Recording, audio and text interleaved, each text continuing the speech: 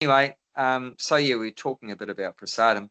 So at that time, when I was a young devotee in Auckland Temple, and the pujari would take a little bit of the prasadam, and the cook would have taken some, and then they left. And then it'd always be heaps left over. So I couldn't help myself as a young devotee.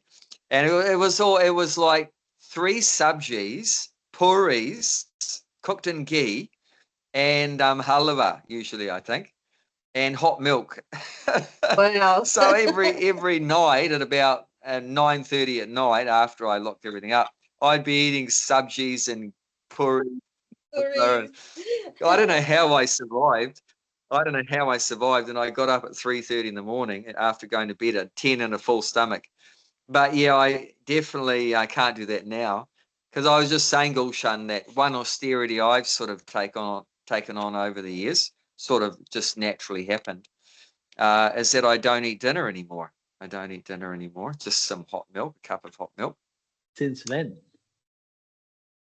Oh, I think maybe at least 5 years or so, at least maybe more. 5 years. Yeah. Okay. No, even if you got cooler, I think mostly I just had milk at night.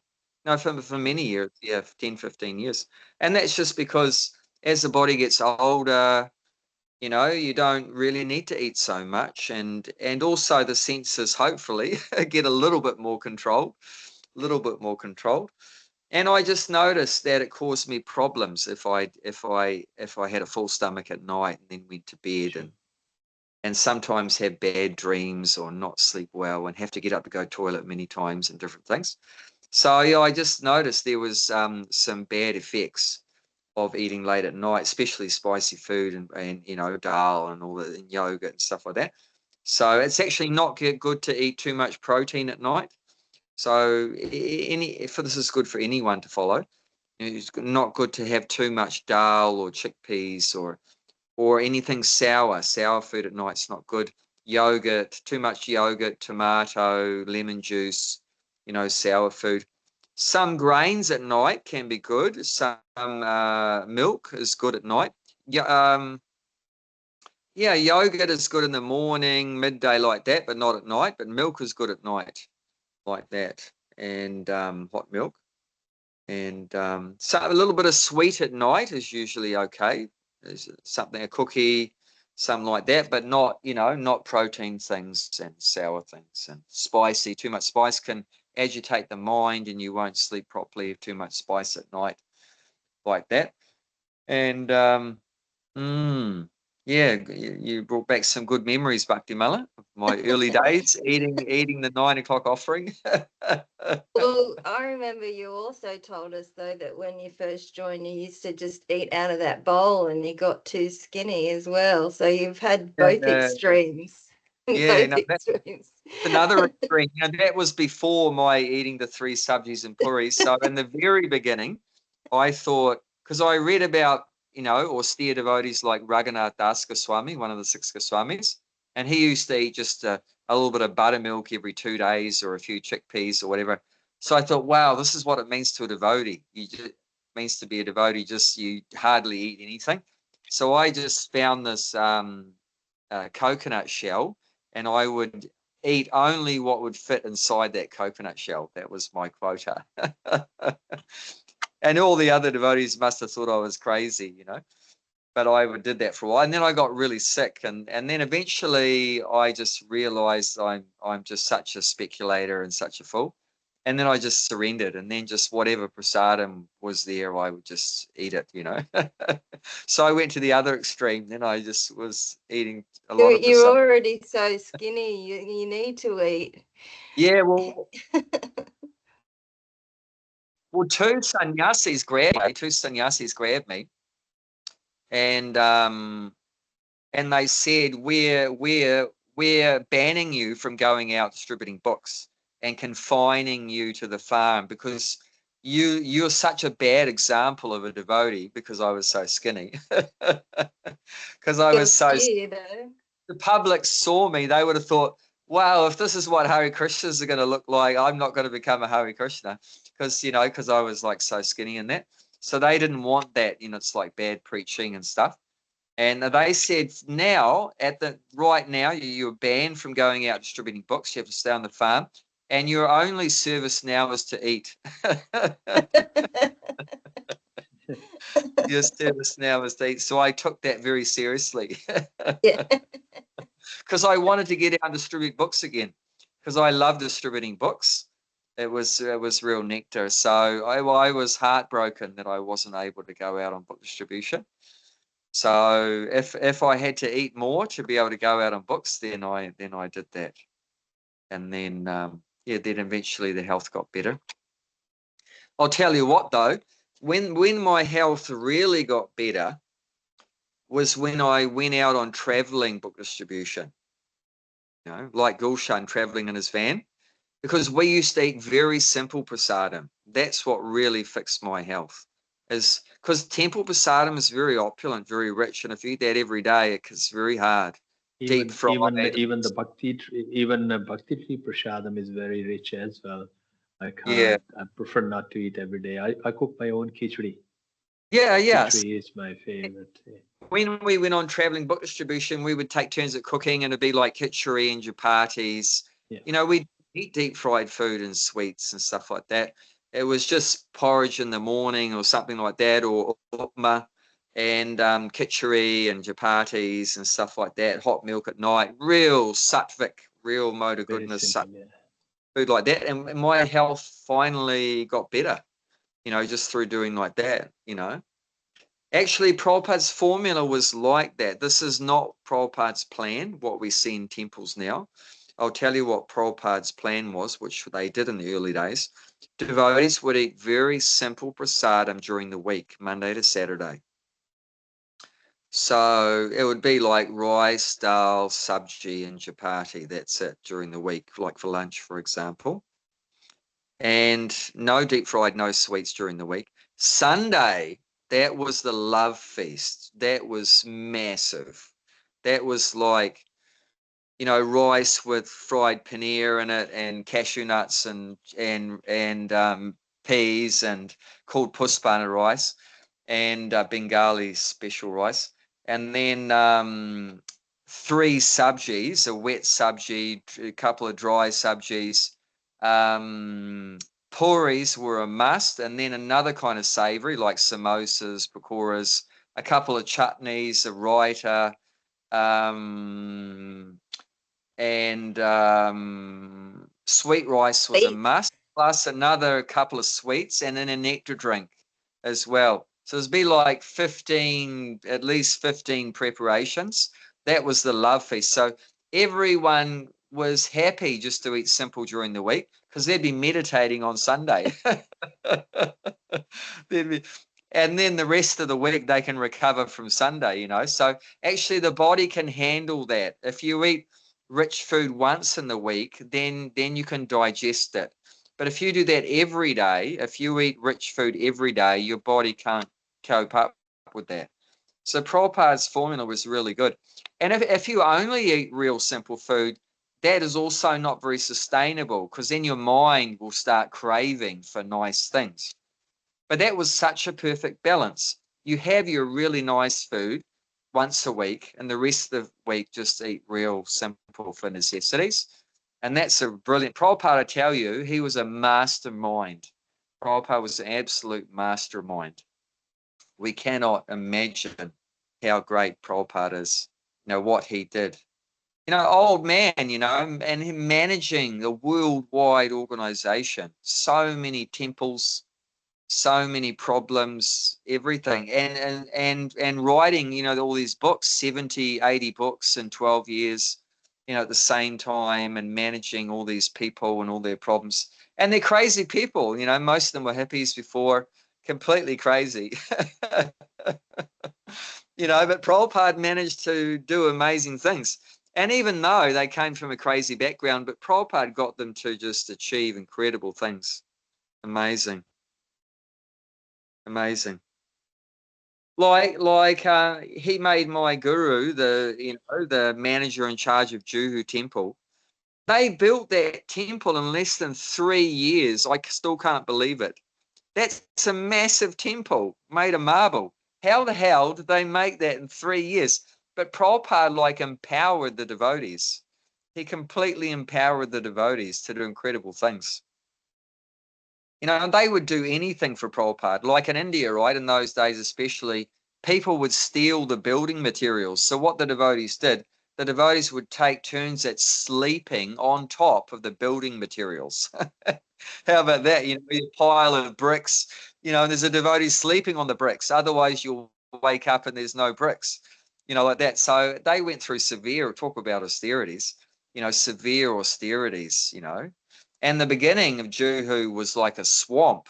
And the devotees said there was giant, you know, rats and mosquitoes and infested, and they got malaria, and you know, it was a horrible place. And now it's like paradise.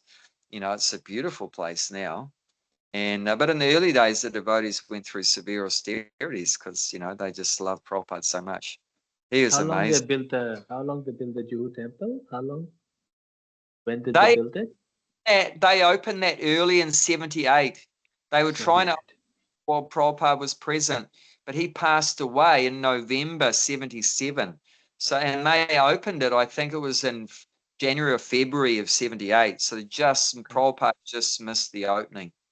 But they finished his room. So he was staying in his room. If you go upstairs in one of they call it the Prabhupada Tower, you can go to Prabhupada's room, and Prabhupada stayed in that room. And they've kept that room exactly the same as it was when Prabhupada was there. You can really feel Prabhupada's presence in that room. It's such a beautiful room. It's like a room for a king or a prince. It's a beautiful rooms, you know. And so he was staying in there. Have you been there to the Jew Yeah, temple? been Yeah. there many times, yeah. Oh, I love that place. Yeah, it's a special place. And Prabhupada spent more time in Juhu than any other temple in ISKCON. It was a very important project for Prabhupada to have a center in Bombay, it was called at that time, now Mumbai, because that's the financial hub of India. Mumbai is the financial hub of the business and financial hub of India. All the big people go there, and Prabhupada really wanted a temple there. And he was very attached to the deities, Radha Rasa Bihari. And he promised to Rasa Bihari that I'll build you a temple. That's why my Guru Maharaj has written that as the title of the book. I'll build you a temple. So that was Prabhupada's promise to the deities, that I'll build you a temple. So he followed through, and he spent a lot of time there just trying to get that temple happening. And yeah, a lot of austerities the devotees went through. Yeah. So yeah, we don't have to eat food off the ground unless you really want. But yeah, we should perform some kind of austerities. Means, you know, more for Krishna and less for ourselves. That's the principle. More for Krishna and less for ourselves. Do something. I'm always thinking I don't do enough for Prabhupada, enough for Krishna. I always wish I could do more, because Prabhupada did so much for us, you know, so much for us. And I think, oh, he was working so hard. I'm not doing anything compared to what he was doing. I have to repay my debt to Prabhupada for saving me from Maya. So yeah, naturally we should want to do whatever it takes, you know, to please Krishna. Make some sacrifices in our eating or sleeping or whatever it is, like that. More for Krishna, less for us. Gave so many people in Newcastle the holy name, so I think that's a pretty big deal. Yeah, that was very special. Yeah, that gives some satisfaction. I think Priya Prabhupada would have been pleased to see all those Westerners chanting Hare Krishna together. Yeah, yeah. Mm. Okay, this is a wonderful verse today. So let's offer respect to Prabhupada first. Om Jnanatimandasya Ganashalakaya Chakshu and Militam Tasmai Shri Gate. I was born in the darkest ignorance, and my spiritual master has kindly opened my eyes to the shining torchlight of transcendent knowledge.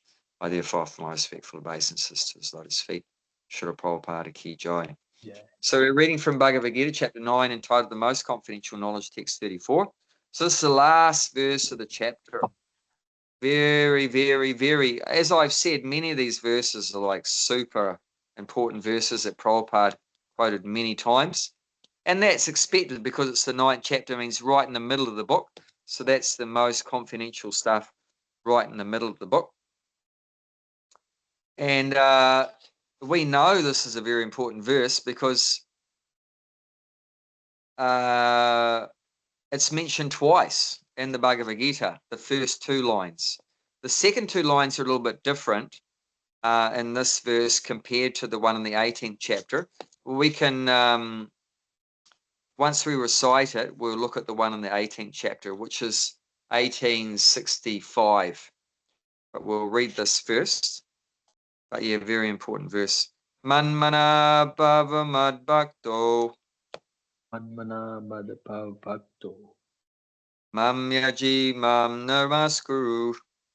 Mamyaji ma namaskuru. Mam evashyashi yuktvaivam.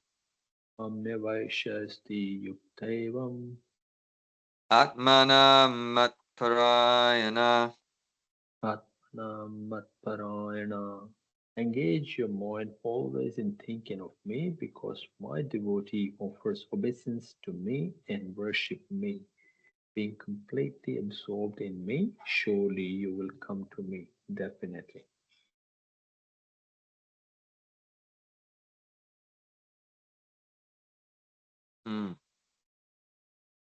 Yeah, so these first 2 lines, exactly the same in 18th chapter. So let's look at that, 1865.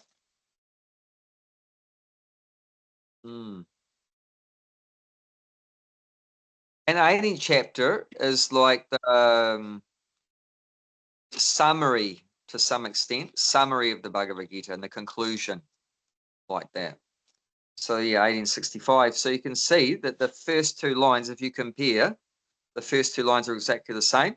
And the second 2 lines are a little bit different, but not much different. Not much different. The first 2 words in the 3rd line are still the same, Mama Vaishyashi, which means you'll come to me. You'll certainly come to me. You'll certainly come to me.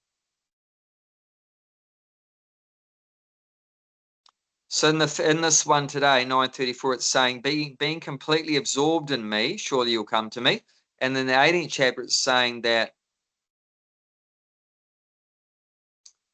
thus you will come to me, which is what it says in the 9th chapter, without fail. I promise you this because you are my very dear friend. So that's the difference here. The first one is saying, you'll come to me because you're absorbed in me. And this one's saying that I promise you'll come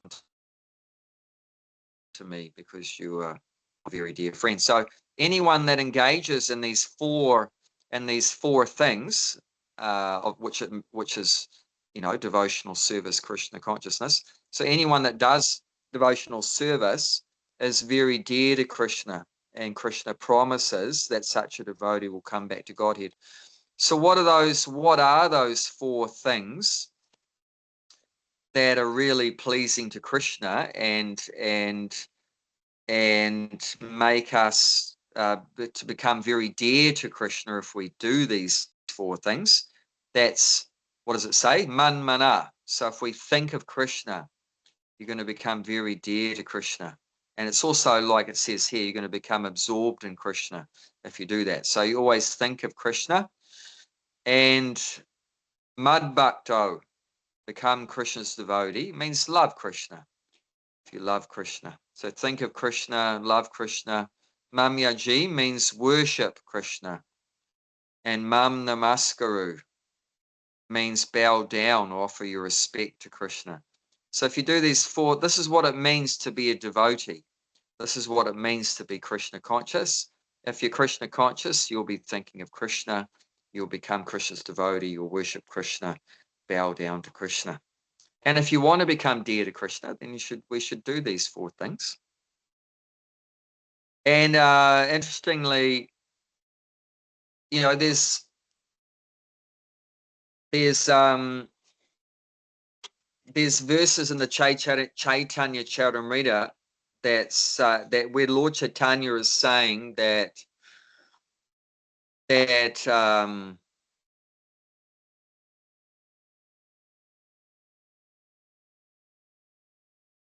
everyone should become a guru. Everyone should become a guru, and just instruct people in the teachings of Krishna. And Yarideka Tare Kaha Krishna Upadesha Amagnaya, what is it? Amaragnaya Guru Hanatare Desha. So that's saying whoever you meet, wherever you go, just pass on Krishna's teachings, Krishna Upadesha, which is basically Krishna's teachings of the Bhagavad Gita. And then by carrying out this order, you become a guru and you deliver everyone in the land. This is a famous verse by Chaitanya Mahaprabhu. So, and then commenting on this verse, Prabhupada one time he said that people think it's very difficult to become a guru, but it's actually not difficult to become a guru. All you have to do is repeat what Krishna has said, repeat Krishna's instructions.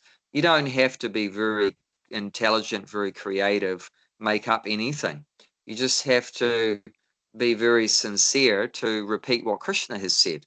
And then Prabhupada would say, you know, if you're acting as a guru and you're teaching what Krishna has said, what would you be teaching? So Prabhupada quoted this. He said, it's not difficult to be a guru. All you have to do is repeat, Man mana bhava mad bhakto, mam yaji mam naraskaru. So you're telling people to think of Krishna. This is being a guru. If you repeat those instructions of Krishna, to think of Krishna. And Prabhupada explained what's the best way, the easiest way to always think of Krishna. What is it? Always remember Krishna. Always remember Krishna. Yeah, but how? Well, practically speaking, what's the best way to always think? Mahamantra. Mantra. You know, so that's what it means to be a guru, we encourage everyone to chant Hare Krishna. And that's this manmana, to think of Krishna. And naturally, if you chant Hare Krishna, Krishna Krishna, Hare Hare, Hare Rama, Rama Rama, Hare Hare, then you're going to be thinking of Krishna. You're saying, you know, if we say Bhakti Mala, we're going to be thinking of Bhakti Mala. And if we say Gulshan, we're going to be thinking of Gulshan. So that's going to be very natural. So he said, you know, you repeat that, you know, man mana bhava mad bhakto, you know, think of Krishna, become Krishna's devotee, worship Krishna and offer your respect to Krishna. And this is what it means to be a guru. He said it's very easy to become a guru as long as you just repeat, you know, what Krishna has said like that. And we would call that, you know, being very chaste, very faithful. We should be very chaste to Krishna by just, you know, repeating his words, you know, not concoct our own ideas. And in this purport of today's verse, Prabhupada actually you can tell he's very upset. Prabhupada's very upset in the purport with all these cheaters, these people that change Krishna's message. So we definitely should not do that. And we can read about that. We can read about that. But and then it's saying if you do those four things, and which we've just said, then it's saying surely you will come to me. Eva means certainly. So guaranteed. And then the 18th chapter he says I promise. A pratijane in the 18th chapter, that means I promise. And then satyam satyam means that's the truth. Satyam means the truth. and pratigene, that's in the 18th chapter, 1865 we looked at. And then pratigene means promise. So there's God promising and saying, this is the truth, that if you do those 4 things, mama vaishashi, then certainly you're going to come to me. And coming to me means coming to Krishna. Where is Krishna? If Krishna's saying you're going to come to me, Krishna's in Vaikuntha. He's in the spiritual world. So that means you're going to go back to Godhead for sure. If you do those 4 things, and that's how we can be confident that we can go back to Godhead in this life. As long as we stick to a foundation in our life of these 4 things, of thinking of Krishna by chanting the holy name and, being devoted to Krishna. I was hearing Prabhupada say just today, that it's not hard to become a devotee because the devotee means love. And we already love so many things, Prabhupada said. You love your wife, you love your husband, you love your kids, you love your parents, you love your dog, you love your cat, you love your country, you love your society, you love other Indians or other Aussies or other Kiwis or, this already we love. It's just directing that love to Krishna. And if you direct your love that you already have, if you direct that to Krishna, then you become a devotee, then you become a devotee of Krishna. So that's not hard to become a devotee, but we just have to direct that love towards Krishna. And then, worship Krishna. And that's not hard either because, once again, we worship our partners or we worship money. Now it's like, what do they say? Money, money, money, sweeter than honey. Now people worship, that's their mantra, right? Money, money, money, sweeter than honey. So in India, it's quite crazy. Actually, we saw that even at New Gokula in Australia. Indians would do a car puja. Have you ever seen a car puja? Of course, I didn't promote car pujas, but some Indians are just determined. They get a fancy car. I can't even remember a name of one. Get a new fancy car, and then they want it to have a puja done to it to protect the car, protect bad happening. And what some devotees do to make it a bit more bona fide, because it's actually not bona fide. What they do to make it a bit more bona fide is put a Bhagavad Gita or some scripture in the car, or or a picture of Nrsimhadev or Krishna or something. So at least you're actually worshipping God rather than just worshipping some silly car. Because we shouldn't worship, anything other than, Krishna. So, of course, if the car is used in Krishna's service, then it's worshipable. If the car is used to distribute books or, carry the devotees to book distribution or whatever, then that's worshipable. But if you just hand it back, you worship the car and then it's handed over to some Hindu that's going to use it to drive to McDonald's and the casino, then that's wrong. That's wrong. So hopefully they're going to use it for good things. But, to make it a bit more legitimate, they would put a picture of Krishna or Bhagavad Gita in it or whatever. But, we just see, that we all of us worship something. If you don't worship God, like Prabhupada said, either you serve God, G-O-D, or dog, D-O-G. You get it the same 3 letters, but just swap it around. G-O-D, D-O-G. So you can't not worship something. You either worship your dog or you worship God, like that.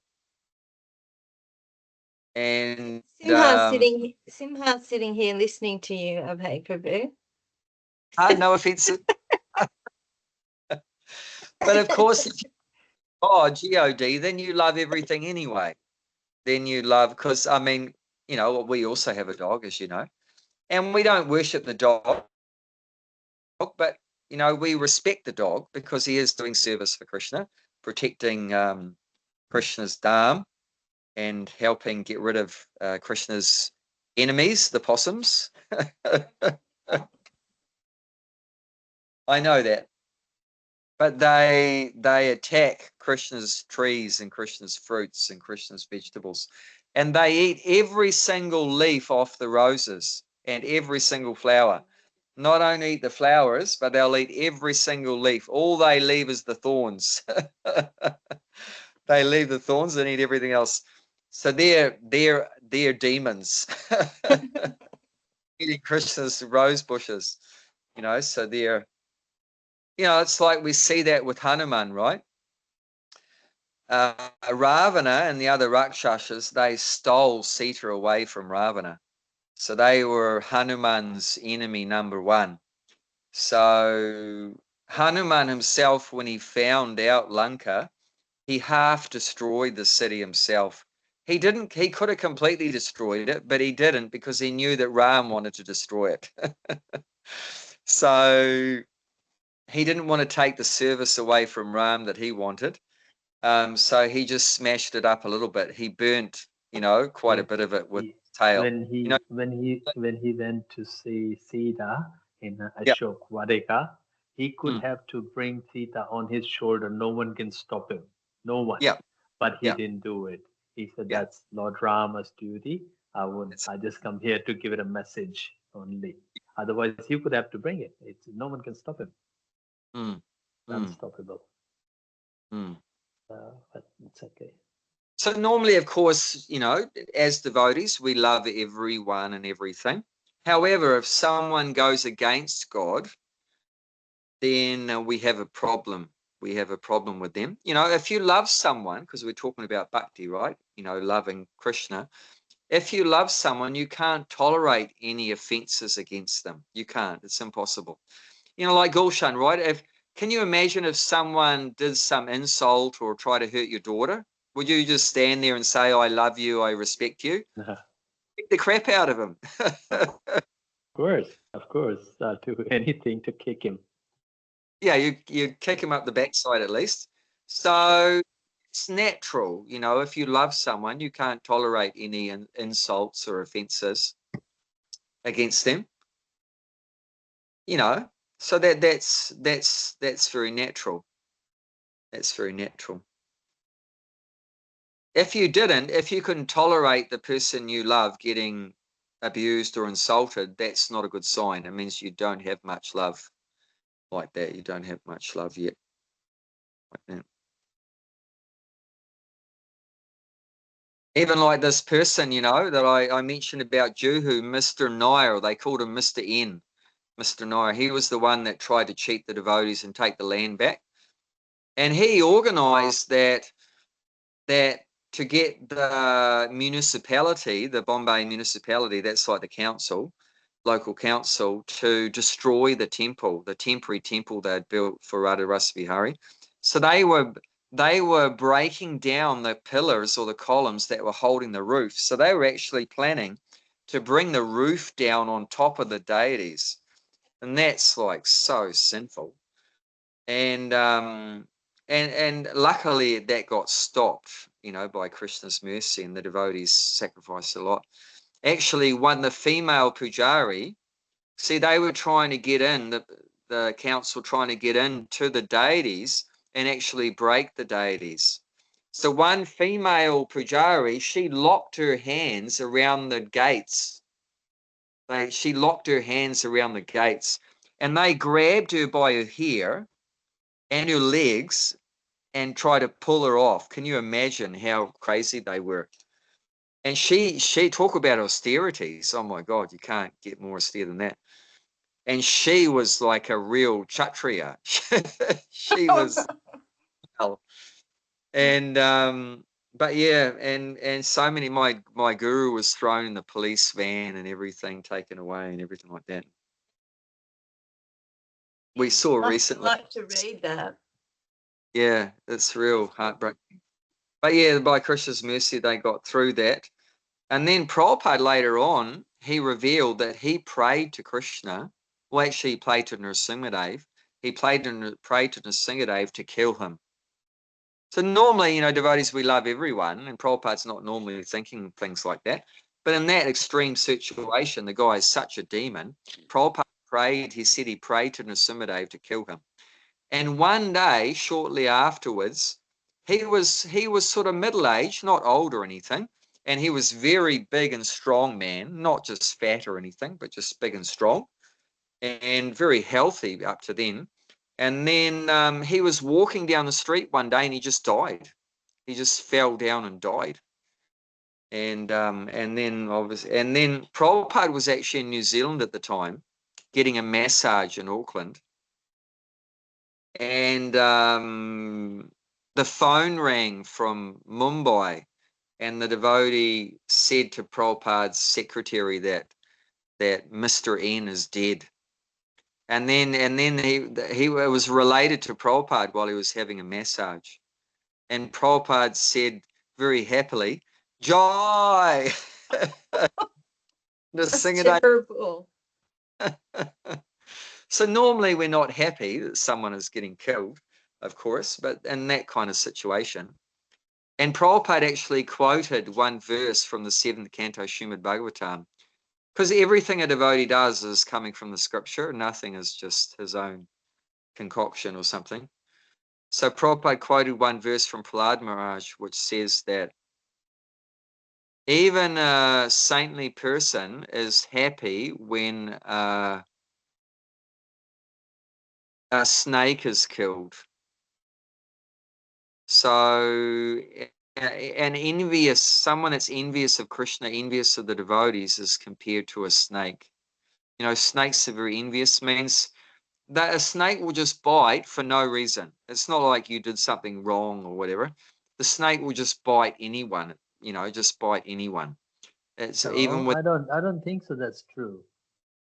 No, that's not true. no, they can. I mean, Until you hurt the snake, he will not bite. You are not his food or anything. You are not his enemy. If you touch his tail or anything, if he's going around your leg, he will pass through. He will go under your feet, he'll go. He would not bite it until you hurt him or something like that. Not true. Brown snakes are really I've, aggressive. I've seen that a lot of Browns them. will do It's it. no reason. He would King not bite for Browns any will. reason. I never heard King it. I never Browns are seen that. really aggressive. Yeah. Yep. so Because aggressive. They kill people. you're not on the menu. They don't eat like Oh, so you're not, that's what I mean, without any purpose, because you're not their food, but they're just so envious that they just use up the venom and attack. And we know, how did Parikshit Maharaj die in the Bhagavatam? One snake. He was minding a business, just hearing Shukadeva Goswami in the Bhagavatam, and then a snake just comes and bites him like that. So, it's but all these, Krishna's Leela. I know that. Yeah. Know the fact that the snake was used to do. Yes. So many people died every day, every year to snake bite in India. Every Yeah, year, so many people died. yeah. Snake bite, yeah. Yeah. And the Yeah. Australian snakes are very poisonous. Some of the Australians are like, the cobra, once it's Yeah. bite, 9 minutes, you will go on. 9 minutes, that's it. If you don't get Yeah. a first aid in 9 minutes, see you Yeah. later. That's why in the Indian army, they have got a boot up to the little under the knees, like a boot, and the little, the leather thing goes up to the sheen, cover the sheen, because any snake can bite maximum 9 inch from the ground. So that's why Okay. they got a boot and the sheen cover. So if they hurt someone or put the foot on the tail of the snake, they can bite maximum 9 inches high. So it's covered by the leather piece. They couldn't have that. Sometimes you see in the march. So that's the reason for that when they go in the bushes and all that. So Yeah. snake will bite Good. maximum 9 inches. Yeah. Oh, well, that's the thing. Many people died every year for snake bite in India. So many. Mm. Well, Yeah, so normally a devotee loves Krishna, of course. So normally we love everyone, but in some special cases like that, if someone's insulting to Krishna or Krishna's devotees, then the devotee might get upset and behave differently. Okay, so let's read the purport. 934. Bhakti Mala, do you want to start in this verse? this verse, it is clearly indicated that Krishna consciousness is the only means of being delivered from the clutches of this contaminated material world. Okay, I'll just stop. Yeah. There's a lot of important stuff here. So this is an interesting statement. Prabhupada's saying this verse is clearly indicated that Krishna consciousness is the only means of being delivered from the clutches of this contaminated material world. So how is Prabhupada getting that statement from this verse, you know? How is he working out from this verse that Krishna consciousness is the only means of being delivered from this material world? Can you see how he's getting that conclusion from the verse?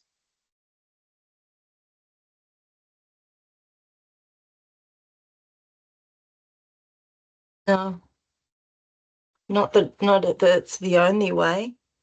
It just says, Prabhupada, surely you will come to me. Prabhupada's saying that Krishna consciousness is the only means, is clearly indicated. In this verse, it is clearly indicated that Krishna consciousness is the only means. It's very emphatic, very clear. The only means. Now, she's going to steal the book from me. Can't hear Jayanti. So this Prabhupada's saying that becomes delivered from this material world, right? So what is the verse saying? Engage your mind. No, avaishasi, right? Avaishasi means you'll come to me, right? So that's the being delivered from the world, right? Do you get it? So Prabhupada's saying, look, delivered from the clutches of this contaminated material world. And what does this verse say? Surely you will come to me. Okay, so that's the being delivered from the world. Can you see that? Right? Surely it's come to me. If you're going to come to Krishna, and Krishna, remember, is in Vaikuntha. So if you end up going to Vaikuntha, that means you've been delivered from the clutches of this world, right? So you can see how Prabhupada's saying that, right? But then how is he saying that Krishna consciousness is the only means of going back to Godhead? So that's what it's saying. So being delivered from the clutches of the world, you could replace that by saying by going back to Godhead, right? Because being delivered from the clutches of the material world is going back to Godhead, same thing, right? You get it? Yeah. It's either you're in the material world or you're going back to Godhead. It's either one or the other, right? If you're back to Godhead, you're not in the material world. If you're in the material world, you haven't gone back to Godhead. So if this verse is saying, surely you'll come to me, means going back to Godhead, which means you're not in the material world anymore, right? You get it? Okay. But Yeah. then the next question is, how does he get it from this verse that you have to be Krishna conscious to get out of the material world to go back to Godhead? But that's exactly what this verse is. This verse is Krishna consciousness. Krishna is saying here, doing these four things, which is what Krishna consciousness is, means you can go back to Godhead, get free from the material world. So when he's saying, in this verse is clearly indicated that Krishna consciousness, and that's these four things, is Krishna consciousness. Manmana, thinking of Krishna, that's Krishna consciousness. Becoming Krishna's devotee, that's Krishna consciousness. Worshipping Krishna, Krishna consciousness. And offering your obeisances to Krishna, that's Krishna consciousness. So this is what Krishna consciousness is. If someone asks you, what does it mean to be Krishna conscious? You could say this. If someone asks you, what do you mean by Krishna consciousness? What does it mean to be Krishna conscious? Well, if you're Krishna conscious, it means you're going to be thinking of Krishna. You know, Krishna conscious. What does conscious means? Conscious means thinking, right? So you're thinking of Krishna. That's Krishna conscious. And if you're Krishna conscious, if you're thinking of Krishna, naturally you'll love Krishna. Why are you thinking of Krishna? Because you love him. Because you want to love him, at least. Because you like. Do you think of something you don't like? I mean, why do you think about Yeah. simply? You can only think for two person, the person you hate or the person you love. Yeah, that's right. That's true. Yeah. So, you know, Gulshan and I, we think about our daughters because we love our daughter. You know, why do we think about them? Because we love them. You know, so that's Krishna consciousness. You know, you'll be thinking about Krishna if you love Krishna, if you're Krishna's devotee. And So was Krishna conscious too? why would you worship Krishna if you didn't love Krishna? You know, like I said, they worship money. Why do they worship money? Because they love money. Why do they worship their car? Because they love their car. You know, so this is, and why would you bow down to someone if you didn't have so much respect and love for them? You bow down to someone you don't like? No, you bow down to someone you're surrendering to. You love them. You're devoted to them. You know, you're obedient to them and you bow down to them. You follow their instructions and you bow your head. You know, so Krishna's saying in this verse, you have to do these 4 things to come back to him in the spiritual world. So basically, Krishna's saying in this verse, you have to be Krishna conscious to get out of the material world, to go back to Godhead. So what Prabhupada's saying is exactly right. That the only way to get out of this rotten material world and go back to Godhead is you have to be Krishna conscious. Krishna doesn't say, if you're a pious person and if you're a pious person, you can come back to Godhead, get out of this world. Krishna's not saying if you become a religious person, if you're a Christian, a Hindu, a Muslim, you can get out of this material, go back to Godhead. No, it's clearly saying here, engage your mind in always thinking of me. Look how many times you add up in this verse, how many times Krishna uses the word man or mat or mud, mum. Yeah, man, mum, or mud, which is all the same, which means me. So this is Krishna speaking the verse. So he's saying me. How many times in this verse does Krishna say me? So many times. 1, 2, 3, 4, 5, 6, 7 times. 6 times. 6 times. 6 times. Man mana, so man. Mad bhakto, that's madhyaji. Mam namaskaru. Mam see, and mat parayana. 1, 2, 3, 4, 5, 6. Yeah, 6 times. Me. So it has to be to Krishna because Krishna's speaking and he's saying me. This is Krishna speaking. So you have to think of me means Krishna. You have to become a devotee of me means Krishna. You have to be worshipping Krishna, not anybody else. Krishna. You have to bow down to Krishna, not anybody else. And where will you end up? You'll go to Krishna, Mama Vaishyasi. And then Mat Parayana means devoted to me, to Krishna. You have to be devoted to Krishna. So not to any other Tom, Dick, and Harry is not enough. Just even if you believe in God, right? You believe in God. But if you don't know who God is, how are you not going to go to Krishna? You're not going to go. It's not enough. There's so many people that have some kind of faith or belief in God that are religious. But going by this verse, that's not enough to go back to Godhead, to just believe in some, you have some vague idea about God is great or whatever like that. That's not enough. You actually have to be Krishna conscious, which is what's indicated here. Krishna's saying me, and you have to be thinking about him. You have to be thinking about Krishna, loving Krishna, worshipping Krishna, bowing down to Krishna, and then you'll go to Krishna when you're devoted to Krishna. So that's not wrong what Prabhupada is saying. It's actually the fact that you have to be Krishna conscious. It's the only means to be delivered from this material world. So Prabhupada's not exaggerating the facts by saying that Krishna conscious is the only means of being delivered from the world, because Krishna is emphatically saying that 6 times here, that you have to be Krishna conscious. Does that make sense? Now do you understand?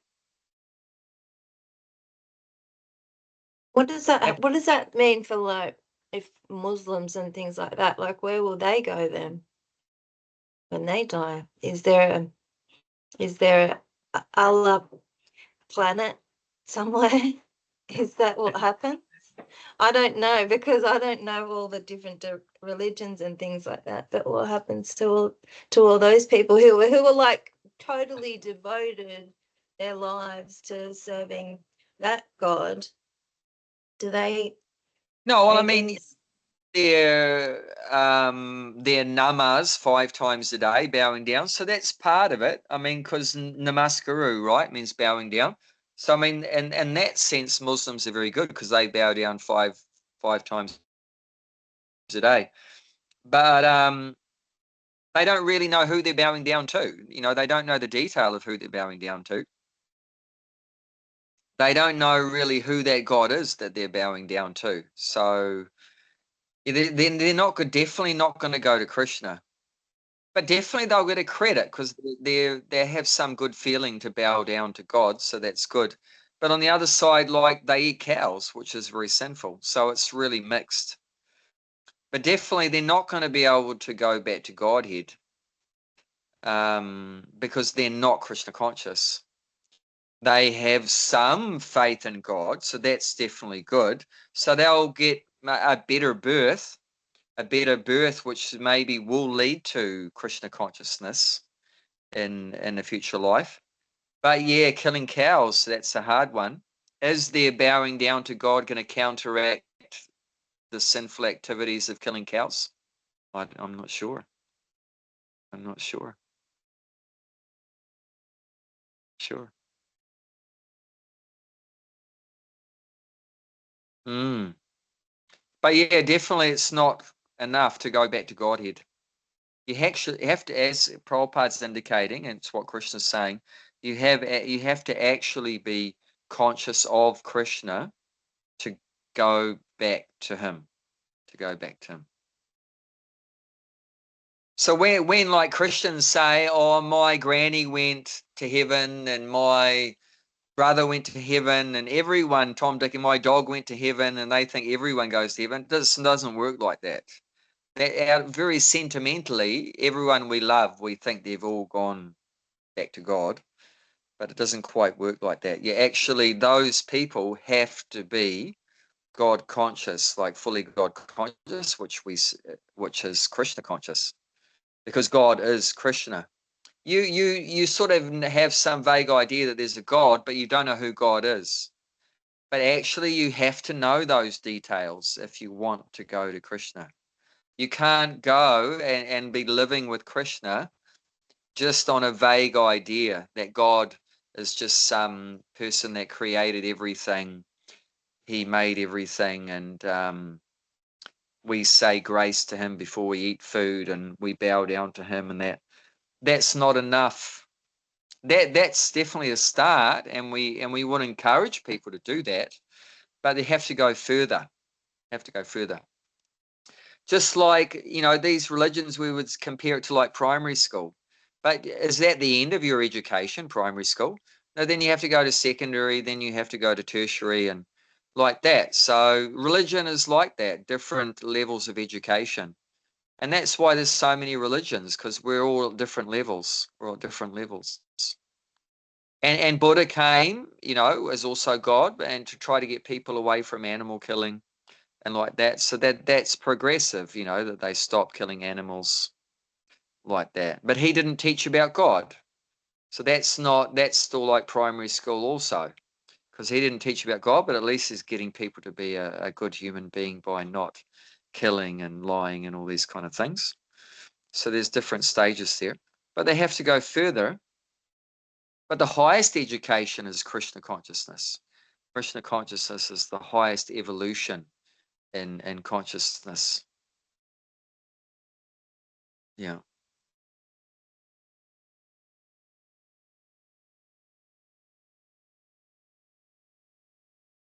And this is Krishna himself. You got to remember this. This is God himself saying that, if you want to come back to me, you have to be Krishna conscious. Because it's clear. I mean, he's saying, think of me. So who's speaking? That's Krishna. So you have to think of Krishna. But as a Christian, a Hindu, or a Muslim, a Buddhist or whatever, thinking of Krishna? No, they're not. They're not. But if he's saying you can come to me if you think of me. You can come to me if you love me, if you worship me, bow down to me like that. So, it's very clear. Of course, other people won't like hearing this. They'll say, oh, you Hare Krishnas, you're just like, because that's your religion, you say it's the best religion. Because everyone says that, right? If you're a Christian, Christianity's the best. If you're a Muslim, Muslim's the best. If you're a Buddhist, Buddhist the best. And if you're Hare Krishna's the best. So that's all the same, right? But actually, everybody's saying my book is good. yeah, everyone's saying my book's the best. yeah, they'll say the Bible's the best, and the Muslim says the Quran's the best, and like that. So, but the difference in this case is this is the fact. This is actually the fact.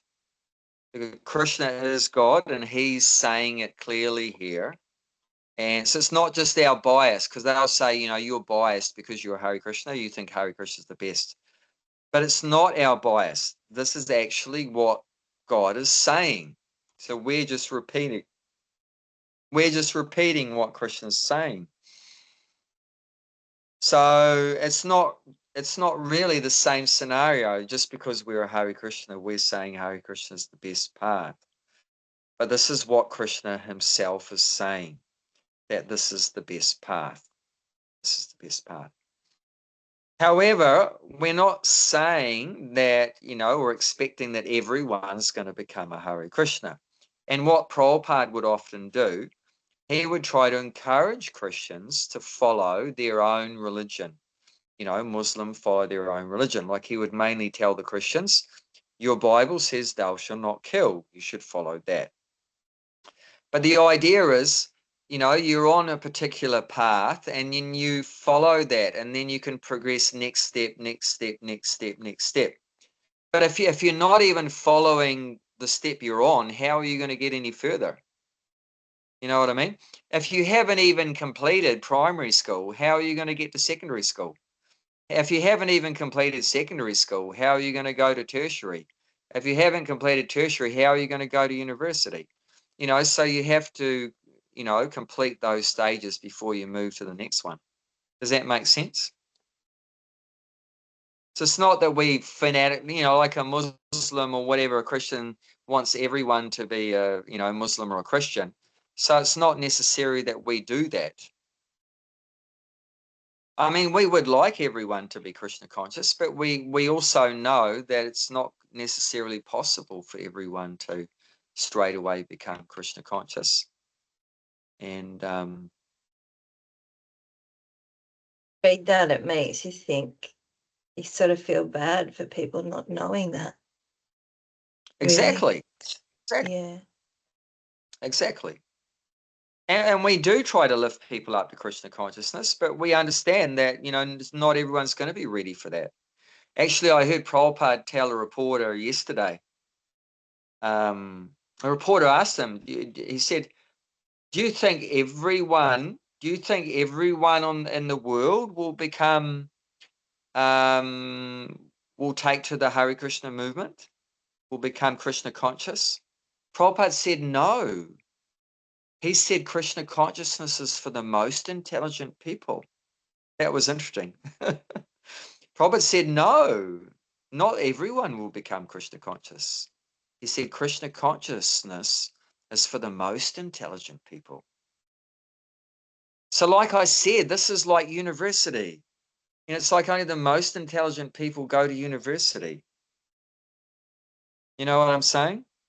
And by intelligent, I don't mean just materially intelligent, like your education.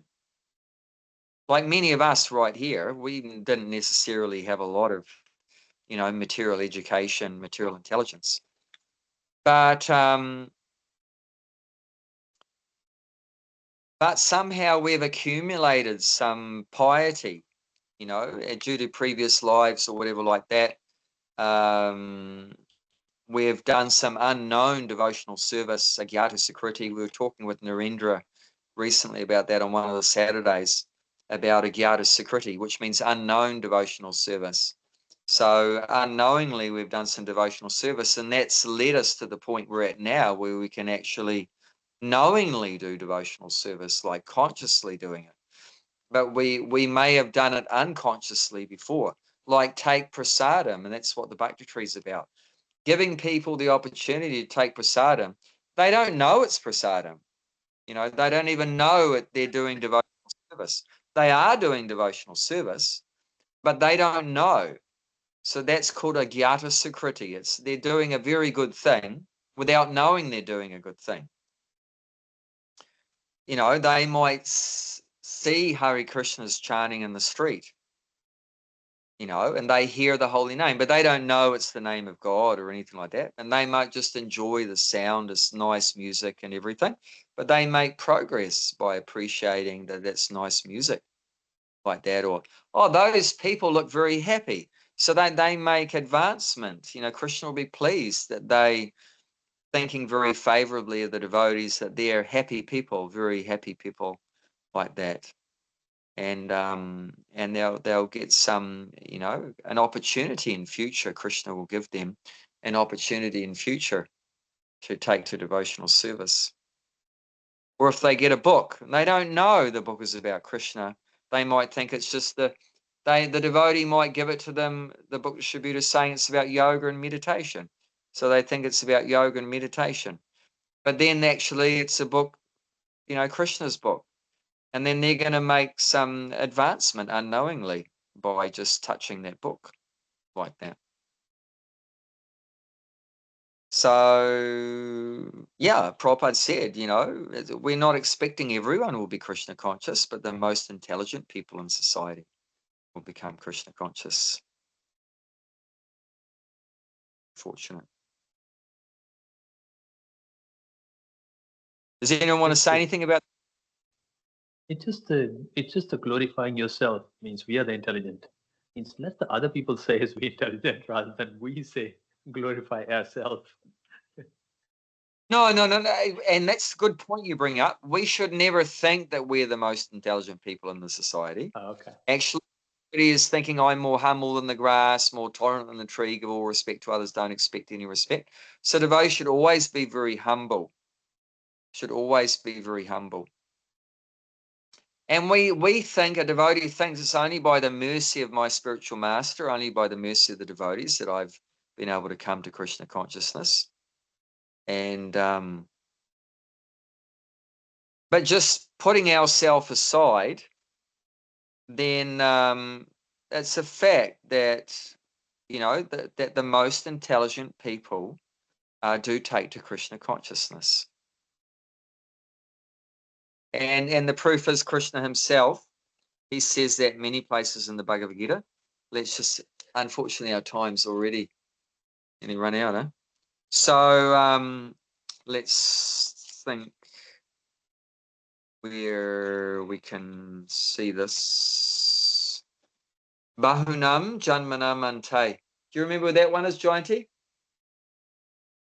Bahunam Janmanam Ante. If you can't remember where the verse is, let's have a look. You can look in the back. Look at the first line. Bahu. By 719. I think it's 7. Yeah, Very good. Thank you, Jayanti. 7:19.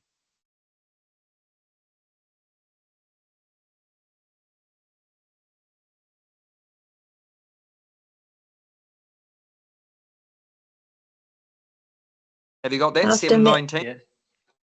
Yep. Yeah. After many After births and many deaths, births and deaths, is actually in knowledge surrenders unto me, knowing me to be the cause of all causes. And all that is. Such a great soul is very rare. So yeah, it's very rare that someone comes to Krishna consciousness, slowly getting knowledge, slowly the soul gets a little bit of knowledge, bit by bit. And then there's that famous verse, Manushyanam Sahasresu. My mind's gone blank tonight where the verses are, but I remember the first lines. Manushyanam Sahasresu. Where's that one? Don't you remember? Manushyanam Sahasresu. Kashyanmam Betitatpata. Manushyanam. Seventh chapter, text 3.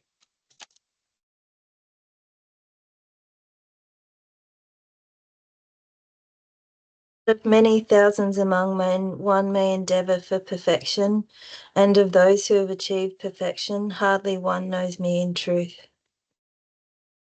Yeah, so knowing Krishna in truth, that means Krishna conscious. So you work that out, you know.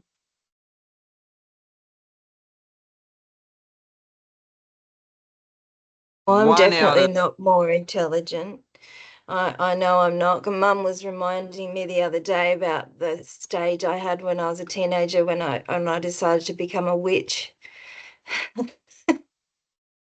yeah. I used to do all types of spells and everything, and she was saying, geez, I'm glad that was a phase. She said, I'm much happier where you are now.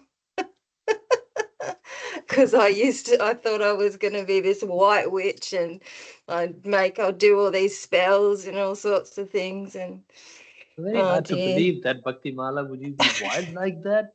I can't picture it. No way. I was doing good things, like they were good spells. They weren't bad spells. Yeah. But I feel lucky to have stumbled across his path, that's for sure. But I don't think it's got to do with my intelligence. But I just feel lucky. That's called Hari Kripa. It's a grace of Krishna. That's Grace why of you're here. and That's why you're here. devotees. That's why I'm here. Yes. Different kind of Mercy. yeah, this is not when we use the word intelligence, we think of like materially intelligent, right? You know so many things or whatever. But this is a different kind of intelligence. Let's just finish off. Look at that. Second chapter, text 41.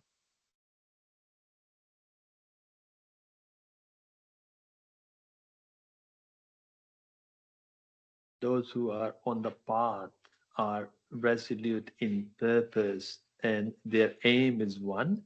O beloved child of Kurus, the intelligence of those who are irresolute is my branched.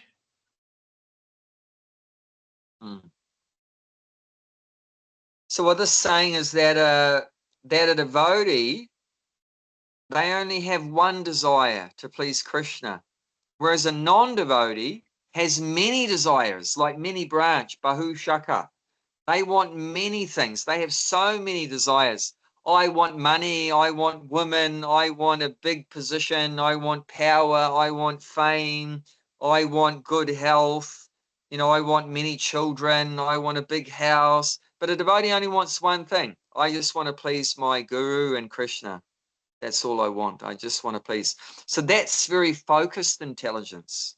So this is the kind of intelligence of a devotee. We're just very simple-hearted. We just want to please our spiritual master and Krishna. We don't want many things. Where a non-devotee, their intelligence is all over the place. You know, they're making so many plans and schemes, how I can build up my finances, my empire, and increase my bank balance and attract, you know, beautiful women to me and all these kind of things, and get more real estate and increase my empire. And they're always making plans and schemes, you know, so their intelligence is working like that. Very complicated plans and so many things. Whereas a devotee is very simple. I just want to please my spiritual master by following his instructions. But that's the best intelligence. Very focused, very simple, just one desire to please Krishna. And that's called Vyavasayatmaka Buddhi, like that in this verse. Very resolute. Resolute means very determined, very strong faith in Krishna. And Prabhupada mentions in this purport of 241 the definition of faith. Prabhupada gives a definition of faith here, Shraddha. The Sanskrit word is Shraddha. That a devotee has the faith that if I can, they have the conviction that if I can simply become Krishna conscious, please Krishna, then all my desires will be fulfilled. That's what Prabhupada explains, that what the scriptures say faith, the definition of faith is. That faith is that we have the conviction, the strong faith that if we can just become Krishna conscious, please Krishna, serve Krishna, then all of our desires will be fulfilled. We'll automatically become happy. And that example is given, right? If you water the root of a tree, all the branches, leaves, and fruit will get nourished. If you put food in the stomach, all the other parts of the body will get nourished. So that's what Krishna consciousness is. That's simply by pleasing Krishna, everyone's happy. You know, we'll be happy, everyone's happy, like that. So that's the intelligence of a devotee. Let me just try to please Krishna, then my life will be perfect. Everyone's life will be perfect, like that. Whereas a non-devotee, they have just so many plans and ideas, and it's all failure and mess, like that, very complicated.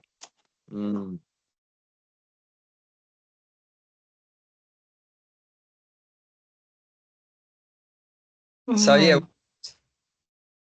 very blessed, very fortunate.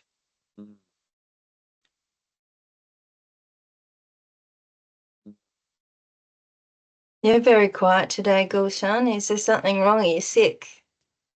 No, I'm in a very quiet place, in another room in the library. Oh, you're in the library. I'm wondering why you're so quiet. Yeah, it's a very quiet place. I'm in the corner, so I try not to. Australia and purifying all the libraries by practicing Christian. And I met someone here as well. He looked at me, and he when I opened that Bhagavad Gita, he said, "Oh, Hare Krishna." I said, oh, "Okay, Hare Krishna." He said, "Do you know Jayanta? You know Jayanta?" Oh, Jayanta, yeah. And I said, "Yeah." He said, "He's my friend." "And do you know Gita?" I said, "Yeah, oh, my friend. Yeah, good." Oh, nice. I'll find someone, like, when I open the Gita and, like, I'll find someone there, or my Shika, they'll definitely say, "Oh, Hare Krishna." Hare Krishna. Oh, that's so good. Where are you now, Gulshan? Are you still on your way back, or you've come back? No, I'm back in Newcastle. You're in Newcastle, yeah. Yeah, How was the I'm in journey? Oh, great, wonderful. Yeah, good journey. Yeah, I stayed in the temple. I stayed in the Gurdwara near Coffs Harbour. Yeah, it's good. So at the moment, I'm in the Lambton Library. Okay. I find the place. It's okay. The whole world is, Krishna's world. Anywhere you can sit under the tree, even. Yeah. That reminds me, one time, I think Prabhupada went to UK or something, and a reporter asked him, "Are you happy here, Swamiji, to come to UK?" Prabhupada said, "Oh, I'm happy everywhere." There you go.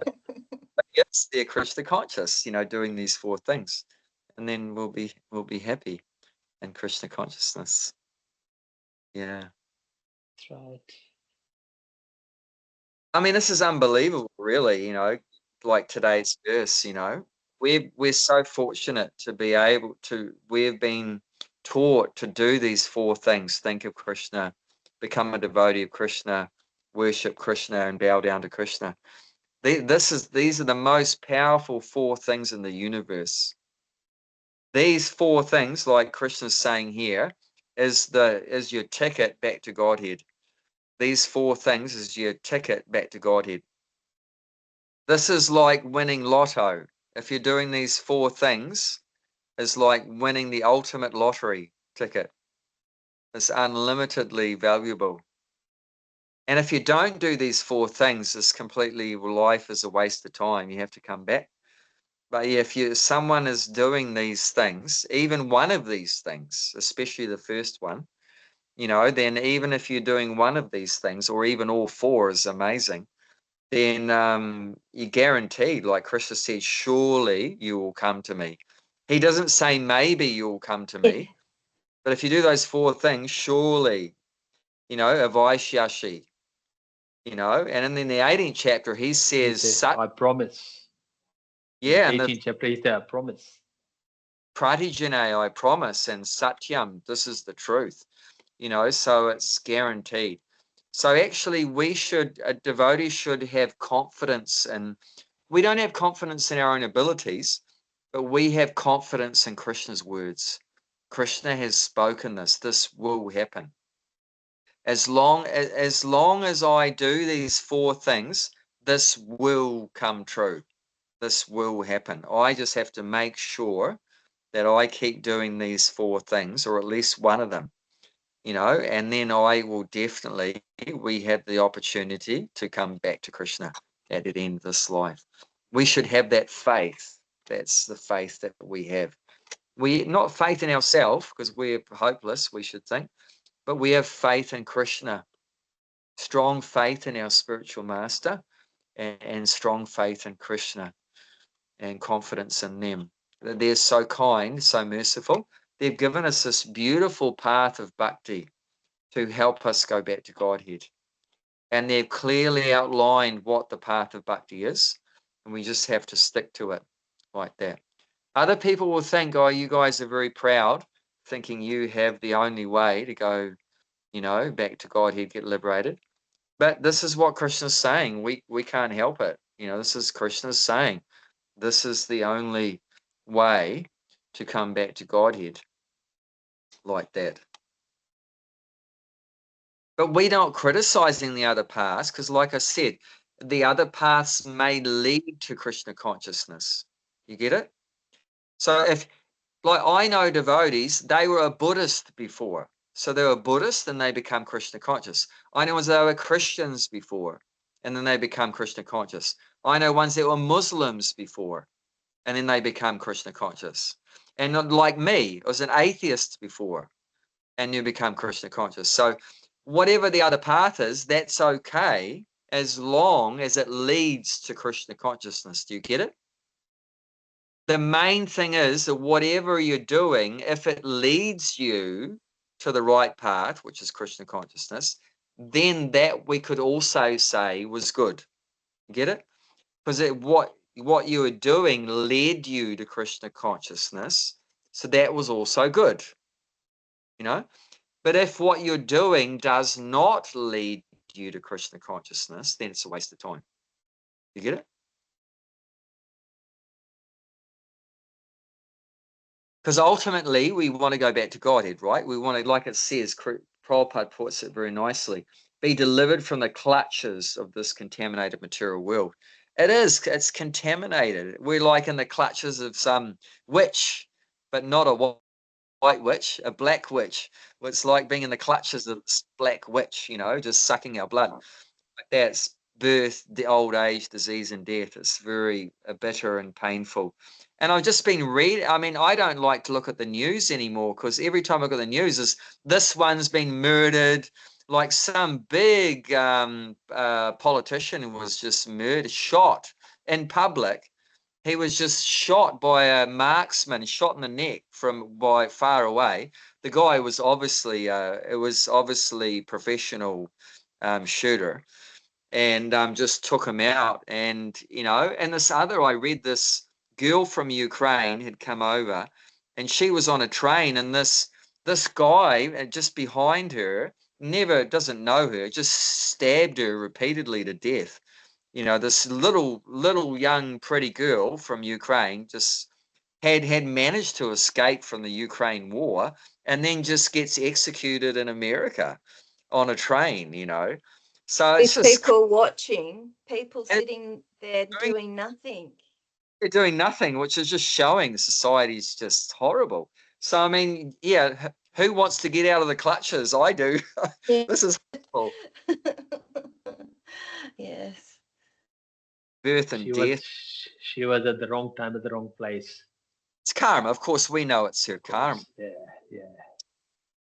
But it's just horrible, isn't it? All this karma we have, and because of my past bad karma, we have to suffer so much and take birth again, and it's very hard to get out, you know. But if somehow we come to Krishna consciousness, we can get out of all this, you know. So we're so fortunate that we have been shown these things, you know, very fortunate. Anyway, I don't want to take too much of your time, but okay, yeah, I have to go. The library is about to close. Thank you for sharing, Thank Krishna. you. Thank Okay. you. Hare Krishna. All the best. Krishna.